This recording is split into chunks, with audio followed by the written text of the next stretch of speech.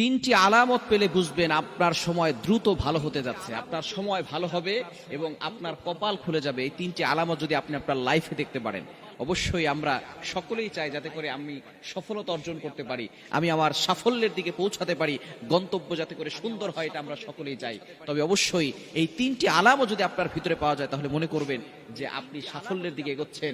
এক নাম্বার হচ্ছে, যদি রাতের বেলা শেষ রাতে আপনার চোখ খুলে যায়, আপনার ঘুম ভেঙে যায়, এই সময়টা হচ্ছে সবচেয়ে গুরুত্বপূর্ণ সময়।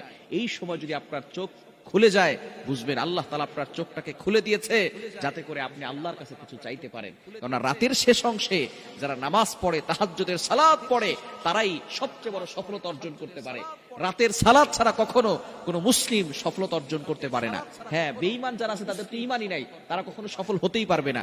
আর যারা বড় বড় মুসলিম আছে, যারা সফলতা অর্জন করেছে, দেখবেন ম্যাক্সিমাম মানুষই কিন্তু তারা